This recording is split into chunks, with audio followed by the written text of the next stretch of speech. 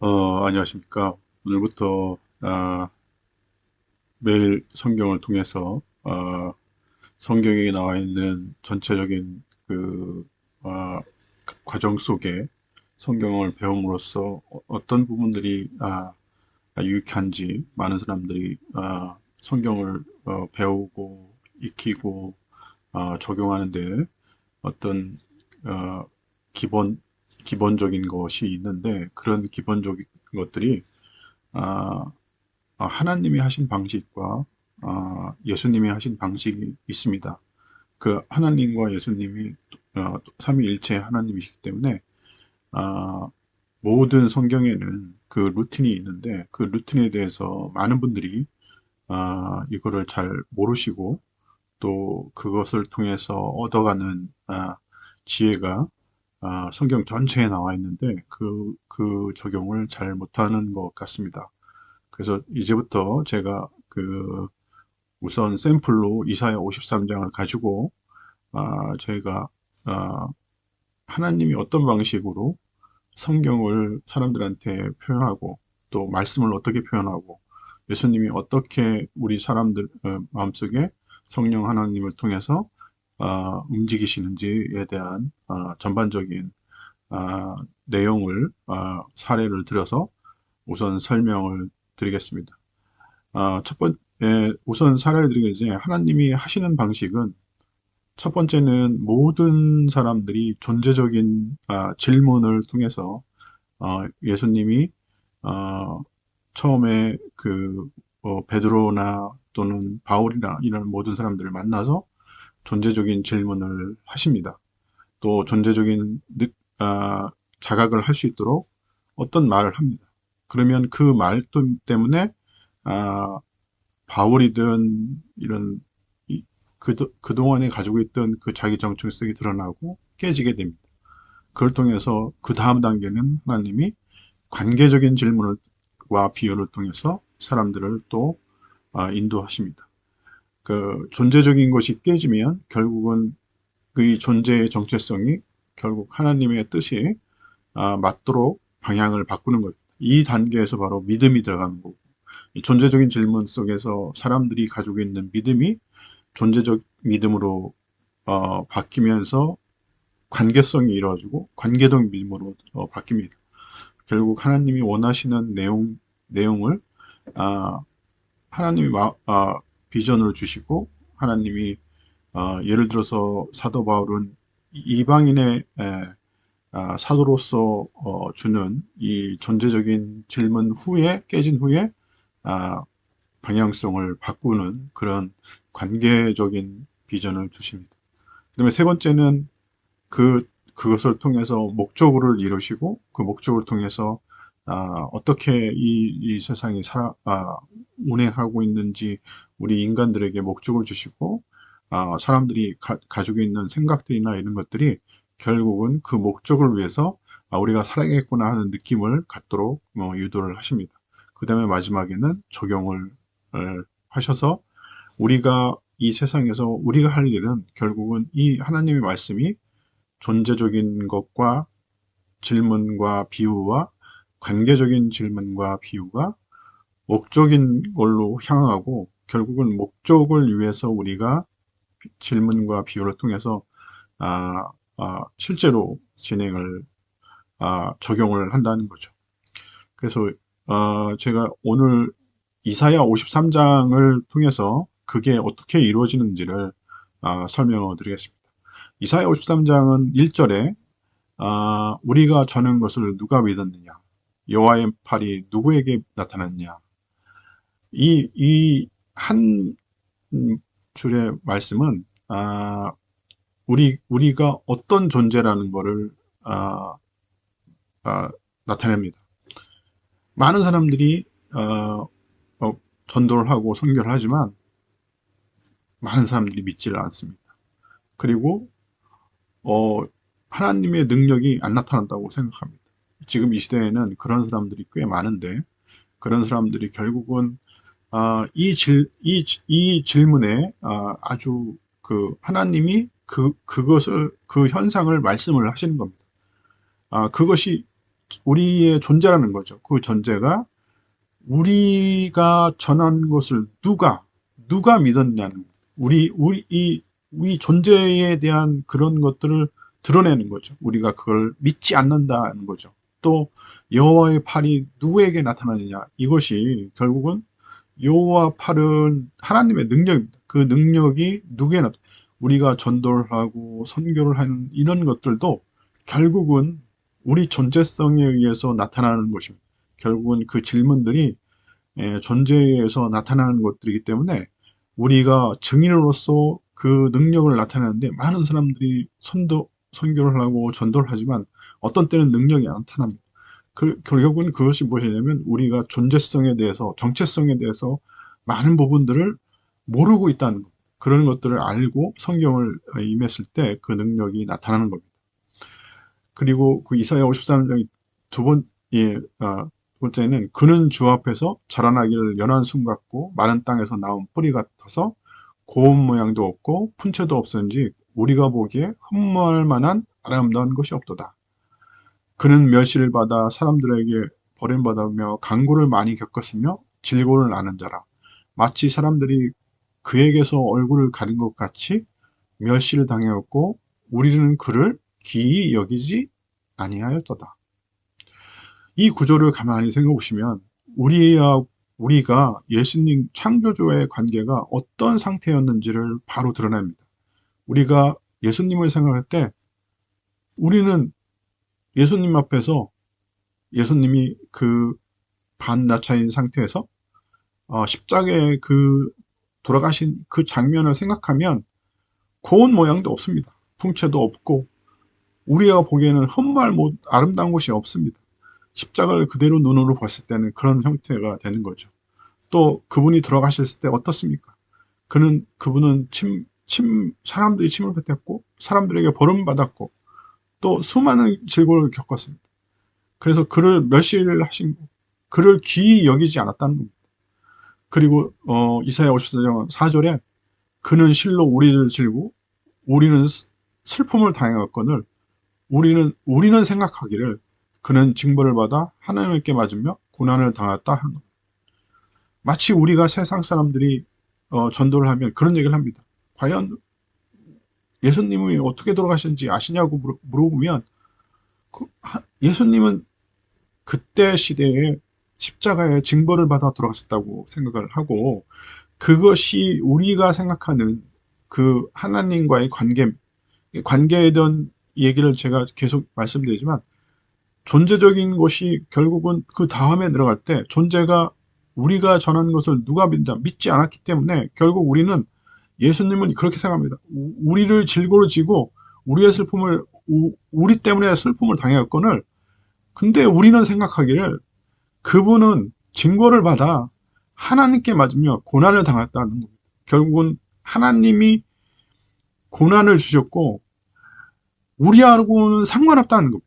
그 관계적인 첫 번째, 우리가 저는 걸 믿지 않았기 때문에 두 번째, 우리는 그 고난은 하나님께 징벌을 받았다고 생각하는 겁니다. 그런데 우리가 실제로 그것을 관계 속에서 이루어질 때 우리가 그걸 그렇게 믿지 않는 사람들은 그렇게 얘기합니다. 그런데 하나님은 목적이 있습니다. 그 하나님의 목적이 5절부터 시작합니다. 그가 찔림은 우리의 허물 때문이요, 그가 상함은 우리의 죄악 때문이요, 그가 징계를 받음으로 우리는 평화를 누리고 그가 채찍이 맞음으로 우리는 나음을 받았다. 이것이 하나님의 목적이고, 하나님의 우리가 그분을 믿지 않는 그런 상태에도 하나님은 목적을 이루시기에 그가 예수님을 십자가에 찔리게 하셨고, 또 예수님을 그 상함을 받으셔서 우리 죄악을 억시고 예수님이 징계를 받은 것처럼 우리는 평화를 누리고 예수님이 채찍을 받는 것처럼 우리는 나음을 받았습니다. 이것이 하나님이 우리에게 주신 목적입니다. 목적, 예수님이 주신, 예수님을 우리가 생각할 때 예수님이 우리의 어떤 분으로 생각하십니까? 결국은 사람들이 생각할 때는 걸 우리가 존재적인 것부터 어긋나기 때문에 그분은 그냥 하나님께 고난을 당했다 생각하는 사람들이 이 세상에 너무 많습니다. 그 얘기가 바로 6절에 나옵니다. 우리는 다 양 같아서 그릇 행하여 각기 제 길로 갔거늘 여호와께서는 우리에게 모든 죄악을 그에게 담으시고, 그 목적이 왜 일어난, 우리가 가는 길이 다 양 같아서 결국은 잘못 행하고 또 제 갈 길, 지옥에 가는 그 길로 갔는데, 아버지 하나님께서는 모든 우리의 죄악을 예수님께 담당하시겠다는 겁니다. 그리고 그분이 어떤 상태에 있는지, 그게 목적이 우리에게 들어갈 때 우리가 그분을 더 이해시킨 말이 바로 7절부터 시작됩니다.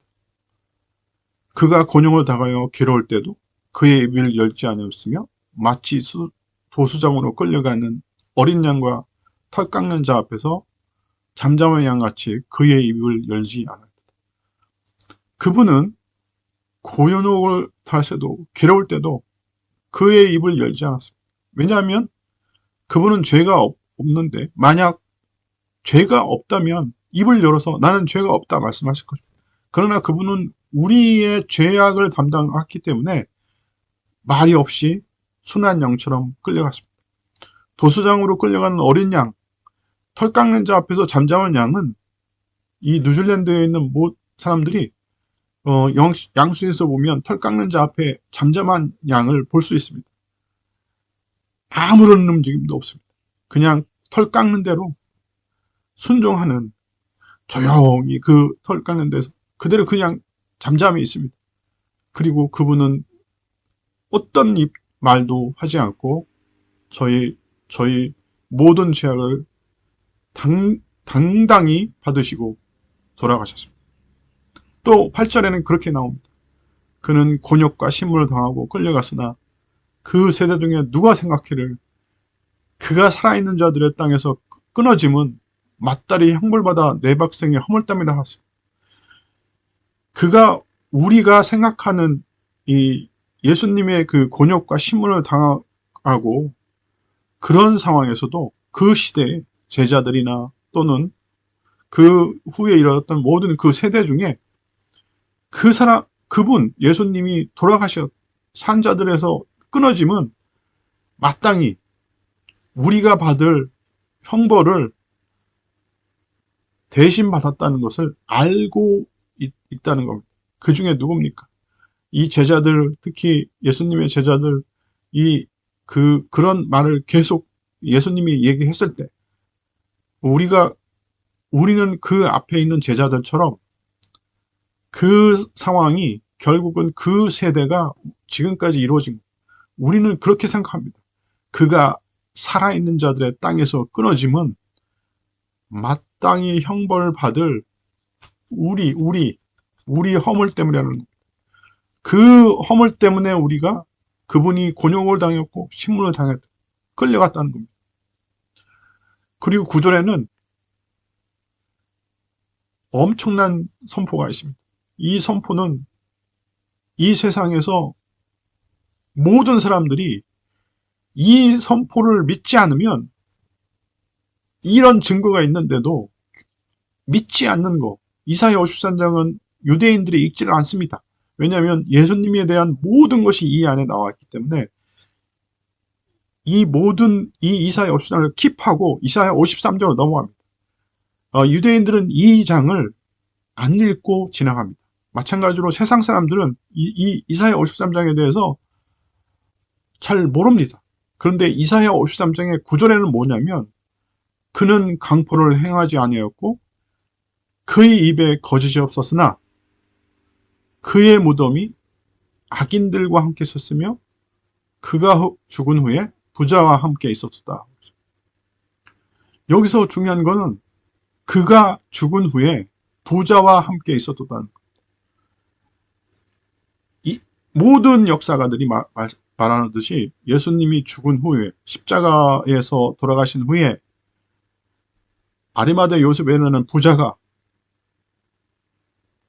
예수님의 시체를 자기가 들어가려고 만든 새 무덤에 예수님의 시체를 안치시켰습니다.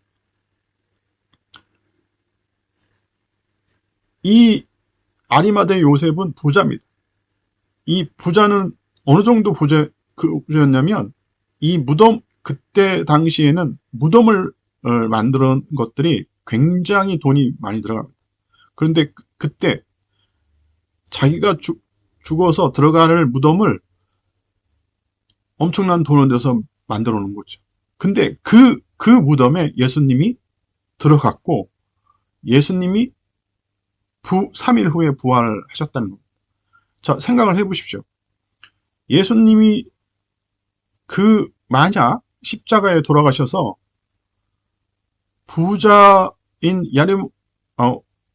아리마대 요셉이 십체를 가져가지 않았다면 어떤 일이 있었냐면, 그때 십자가에 돌아간 사람들은 해골골짜기에 그냥 벌어집니다. 그러면 그 시체들이 다 섞여 있겠죠.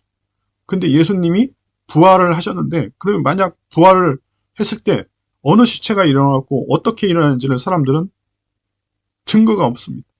근데 아리마대 요셉이 자기가 들어갈 무덤에 예수님을 안치시키고, 아무도 없으니까 아무도 없는 온리 예수님이 시체만 있었고, 그 예수님의 시체가 3일 후에 부활이 되고, 부활된 것을 빈 무덤의 증거를 그때 만드신 거죠. 그런데 그거를 예수님이 태어나기 몇백 년 전에 예언이 되어 있다는 것. 9절에 다시 한번 읽겠습니다. 그는 강포를 행하지 않았고 그 입에 거짓이 없었으나 그의 무덤이 악인들과 함께 있었으며 그가 죽은 후에 부자와 함께 있었다. 부자의 무덤에 들어갔다는 얘기. 또 한 가지 더 기가 막힌 것은 그의 무덤이 악인들과 함께 있었다는 겁니다. 그의 무덤이 악인들과 어떻게 악인들과 아리마대 요셉은 새로운 무덤인데 아무도 없었습니다. 결국은 악인들과 함께 있었다는 뜻은 뭐냐면, 그 당시의 바리새인들은 예수님이 계속 살았을 때 부활할 것이라고 얘기하고 계속 그것을 제자들한테 얘기했고, 그 얘기를 바리새인이 들었습니다. 결국 제자들이 시체를 훔쳐갈까 봐 경비병을 세운 겁니다. 근데 그 경비병이 무덤 앞에 있었다는 거죠. 근데 무덤 앞에 있는 경비병들이 예수님이 실제로 3일 만에 부활하시자마자 도망갔습니다. 무덤을 못 지킨 거죠. 그런데 바리새인들이 그들을 찾아서 돈을 주고 뭐라고 얘기했냐면, 그 경비병들한테 앞으로 증언하기를 제자들이 예수님의 시체를 가져갔다고 증언하라고 얘기했습니다. 그 당시에 그 경비병들이 그렇게 증언을 했기 때문에 그 증언이 결국은 유대인들을 믿게 됐고, 유대인들은 결국 지금까지도 예수님을 믿지 않습니다. 자, 부활한 것을 거짓 증언한 이 경비병이 악인입니까? 선인입니까? 악인들입니다. 결국은 이사야 53장 9절에는 그의 무덤이 악인들과 함께 있었으며가 부활을 증거하는 겁니다. 그리고 그가 죽은 후에 부자와 함께 있었다는, 우리가 상상도 못하는 일들, 부활의 증거가 이 함축된 단어에 다 있습니다. 부자와 함께 있었다. 어떻게 이런 일이 있었습니까? 여러분들은 부활을 믿으셔야 합니다. 부활을 믿고 예수님이 지금도 살아계셨다는 것을 믿어야 됩니다. 그분의 이것들이 결국은 여러분들한테 증거로 내세우고, 그것을 통해서 여러분들이 삶에서 그분이 살아계시다는 것을 믿어야 됩니다. 그 믿음이 여러분의 존재, 우리가 전하는 것을 누가 믿은, 그 누가가 여러분들을 믿게 해. 그 존재적인 질문, 누가 믿었느냐? 여호와의 팔이 누구에 나타났느냐? 전도하는 사람, 선교하는 사람들이, 어떤 사람들이 이 얘기를 듣고 이 존재적인 것들을 이해해야 됩니다. 결국 여러분들이 선교와 이 모든 것들은 성경에 이런 존재적인 질문이 있고, 결국은 우리가 관계적인 질문과 비유를 통해서 예수님이 누구신가를 다 이해해야 됩니다. 그러면 아까도 말씀드렸지만 목적이 결국은 하나님은 여호와께서는 우리의 모든 죄악을 그에게 담당시켰다가 목적이지만 또 하나의 목적이 계속 있습니다. 그 10절에는 이렇게 씁니다. 여호와께서 그에게 상함을 받게 하신 걸 즐거워 당하게 하셨은즉 그의 영혼을 속건제물로 드리게 이르며 그가 씨를 보게 되며 그의 날은 길 것이요 그의 손으로 여호와께서 기뻐하시는 뜻을 성취하리로다.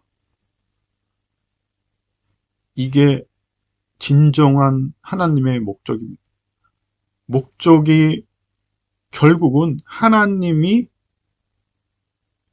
예수님의 예수님의 능력으로 여호와께서 기뻐하시는 뜻을 성취한다는 하나님의 영광을 드리는 거죠.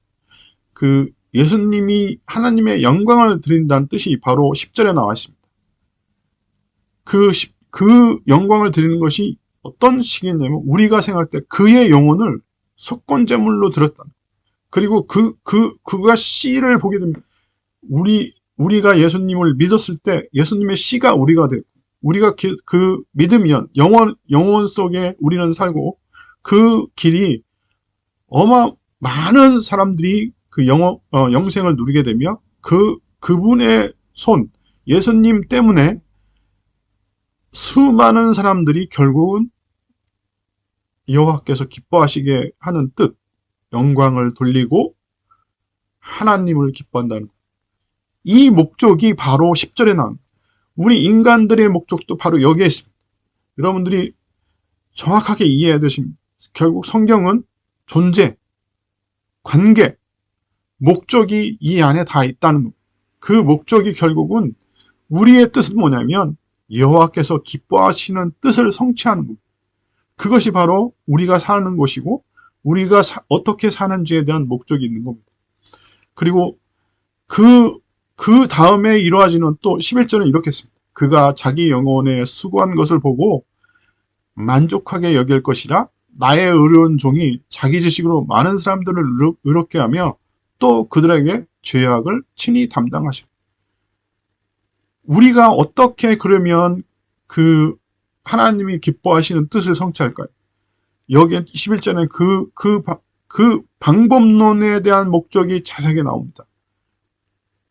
적용을 하는 것이죠. 결국 적용을 어떻게 우리가